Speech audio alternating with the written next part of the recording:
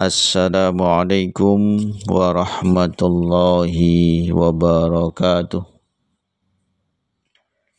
Bismillah walhamdulillah wassalatu wassalamu ala rasulillah sayyidina wa maulana Muhammadin ibni Abdillah wa ala alihi wa sahbihi wa mawalah la hawla wa la quwata illa billah.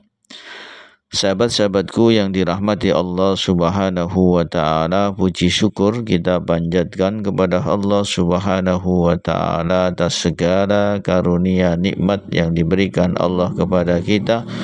Alhamdulillahirabbil alamin. Salawat dan salam semoga senantiasa terlimpah curah kepada junjungan kita Habibina wa Syafi'ina Maulana Muhammadin sallallahu alaihi wasallam beserta keluarga, sahabat, tabi'in dan semua pengikutnya hingga yaumil qiyamah. Sahabat-sahabatku yang dirahmati Allah Subhanahu wa taala, pagi hari ini kita akan menjawab pertanyaan dari salah satu jamaah di Rumah Ilmu Sukaragam mengenai bagaimana hukumnya menunda-nunda sholat. Sahabat-sahabatku yang dirahmati Allah Subhanahu wa taala, kita harus mengerti, memahami bahwasannya perkara sholat ini adalah sesuatu perkara yang sangat penting sebagai bukti seorang hamba. As-sholatu laka burhanun, bahwasannya sholat itu untukmu itu sebagai bukti.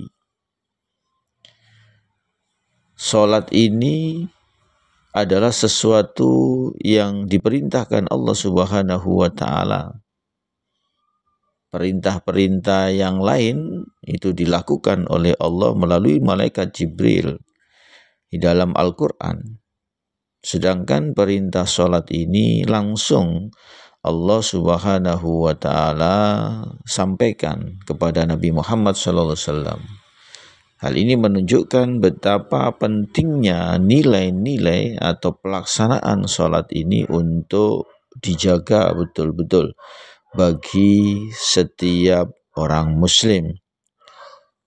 Bahwasanya dalam sebuah hadis dikatakan awal yang pertama nanti dihisab itu adalah sholatnya. Jadi kalau sholat baik, sholat ini akan mengantarkan orang tersebut menjadi baik, perbuatannya menjadi baik, sehingga amal yang lain akan bernilai baik.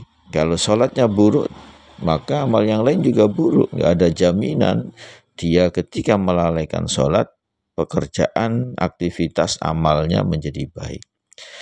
Sahabat-sahabatku yang dirahmati Allah, maka untuk itu diprioritaskan sholat ini, diutamakan. Nah, bagaimana hukumnya ketika orang tersebut menunda-nunda? Tentunya yang dimaksud, ya kita harus bisa membedakan. Mengulur-ngulur waktu pada masa waktunya sholat. Jadi dalam hadis Rasul sampaikan, awalus sholat ridwanullah. Awal waktunya sholat itu keridhoannya Allah Subhanahu wa ta'ala. Wa akhirus sholat, akhir waktu sholat itu adalah afullah, yaitu dimaafkan oleh Allah Subhanahu wa ta'ala. Jadi kalau dia menunda-nunda pelaksanaan sholat di luar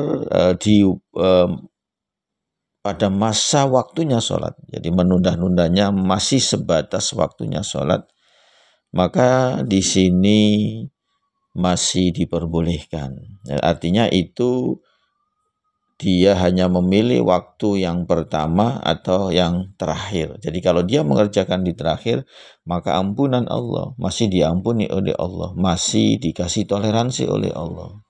Jadi ampunan itu berarti dia melakukan kesalahan.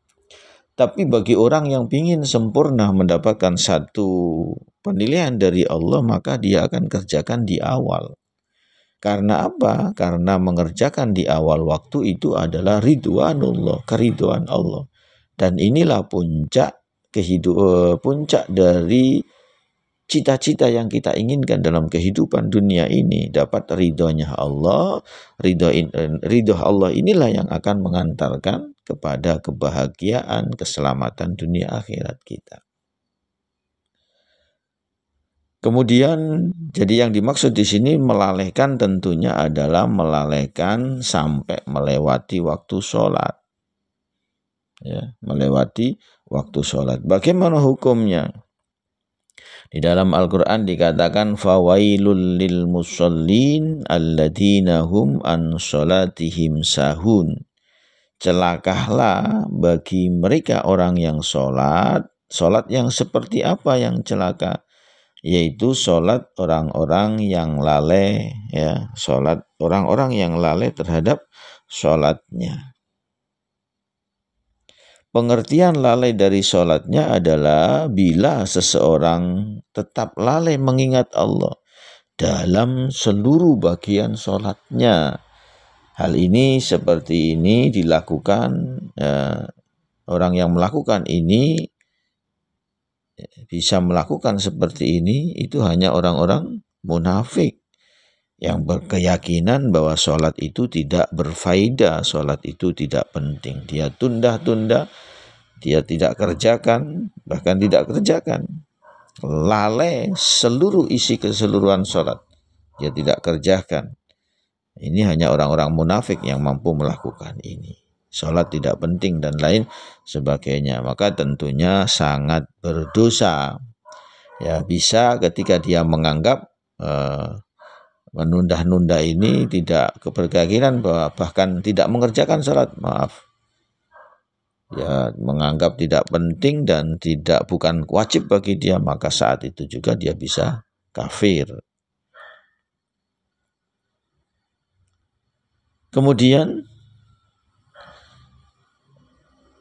orang muslim yang berkeyakinan bahwa di dalam sholat terkandung faidah agama, maka dia tidak pernah melupakan perkara agama, pahala dan siksa dalam bagian manapun dari sholat. Namun ada kalanya ada orang yang lalai dalam sholatnya dalam pengertian bahwa dia pernah lalai mengingat Allah dalam salah satu bagian dari sholatnya. Misalnya dia lalai waktu sholat takbir, dia terlupa, terlena, mengingat lagi dan lain sebagainya. Nah, ini kondisi seperti ini disimpulkan itu perilaku bukan perbuatan orang-orang kafir. Jadi kalau sebatas lalai yang dia lupa, kemudian dia menunda-nunda, ya, suatu saat karena kelupaan dan lain sebagainya, ini tentunya dia harus segera mengkodoknya, dia harus segera untuk menggantinya.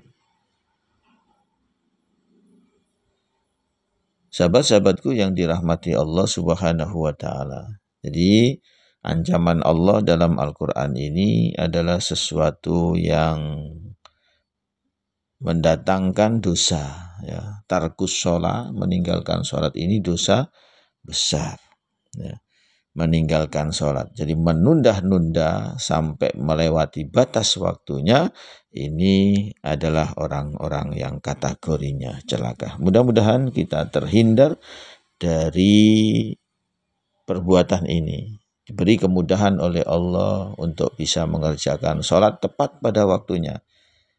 Lebih utama lagi Allah kasih kita untuk mengerjakan sholat di awal waktu.